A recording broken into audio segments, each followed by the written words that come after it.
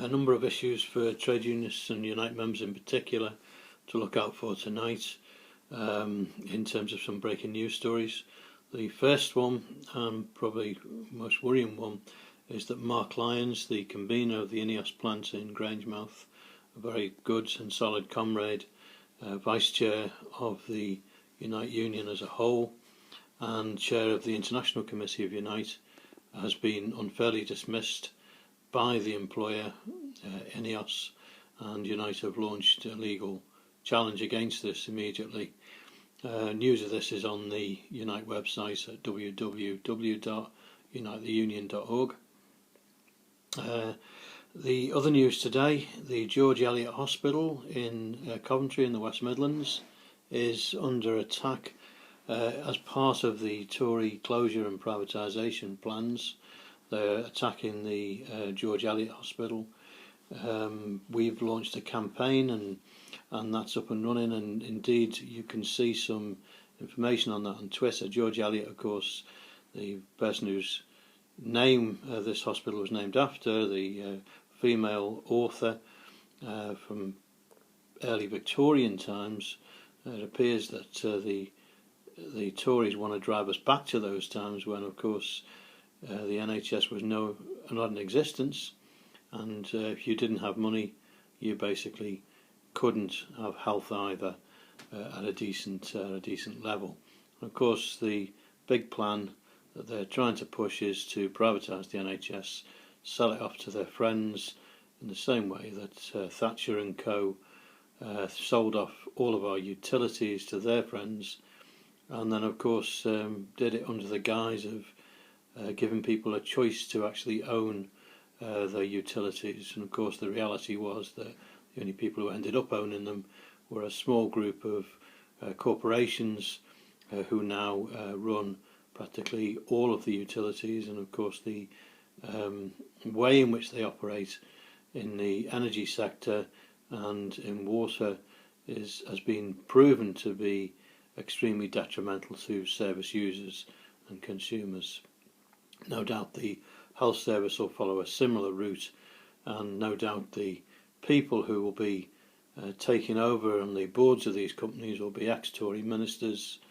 No doubt also, and there is a lot of evidence of this, that the companies involved in these large privatisations will be Tory donors and friends of senior Tories. There's no surprise here.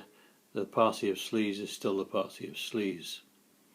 Another story that's broken today, of course, was the walkout earlier on today by a lot of local government workers up and down the country over pay. I mean, what local government workers are arguing over, as many public sector workers are in the same position, that they haven't received a pay rise in a number of years, that pay has been frozen in the public sector. But of course that doesn't mean that you're not getting a pay rise. What that really means is that you're getting a pay cut, because of course as the cost of living rises and pay doesn't, that effectively equates to quite a substantial cut in pay. Even small increases are actually a reduction in your ability to be able to purchase the things you need to be able to live in a comfortable and satisfactory manner. Just off Unite, but still in the trade union movement for a moment, tomorrow we'll see the tube strike, and it's the RMT going on strike with some of the other underground tube unions.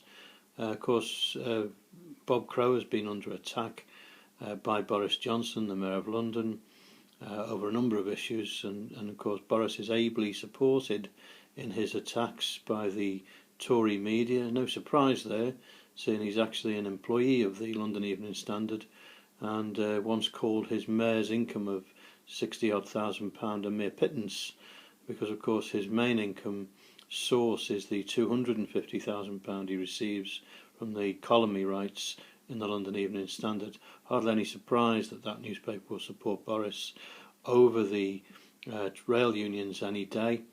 But of course this strike is important, and it's about the closure of ticket offices, the removal of human beings from the ticket office areas, and the replacement with machines.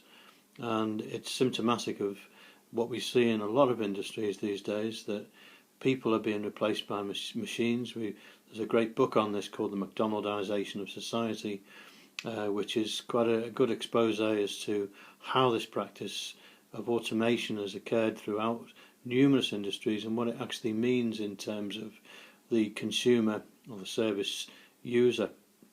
And of course, as consumers, what it means for me when I go to WH Smith's, or I go to a rail station, I go to a bank, I even go to a supermarket, I'm encouraged to use a machine rather than to be served by a human being.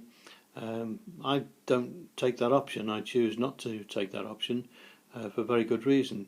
A number of good reasons. The first reason, of course, is that I don't want to see those workers lose their jobs. And the second reason is that I don't want to actually see the reduction in the level of service to the consumer, and I think it's discriminatory when it comes to people with disabilities in particular, also the elderly. I think that seeing a human being and having that form of communication is important when we go shopping, when we're engaging in our banks, etc. And just finally, and it is an important point, but maybe a subsidiary point, is that when I go into a bank, I didn't ever think or attempt to start work for the Halifax Building Society or the Royal Bank of Scotland. I didn't join WH Smith's as an employee. I didn't join Tesco's as an employee. So why would I want to work for them, taking someone else's job and working for them for free? It appears to me to be completely illogical, and also, of course, extremely detrimental to the industries that are concerned. So let's try and stop these removal of these ticket offices from London Underground, support the RMT in their dispute, and support Bob Crow in the attacks that he's been receiving in the press and media all week for the ultimate crime, of course, of going on holiday. Apparently a crime which the Prime Minister can do on a frequent basis, but Bob Crow as a union leader appears to be a criminal act when he decides to go on holiday. So all these important issues are worthwhile looking into and supporting. Mark Lyons, a good comrade in Scotland, needs our support and solidarity. Obviously we support the local government workers and all public sector workers in their quest for a decent living wage and an increase on their pay. We certainly support the continued campaigns to save our National Health Service, including the George Eliot in Coventry. And finally, of course, support the RMT tomorrow in their dispute.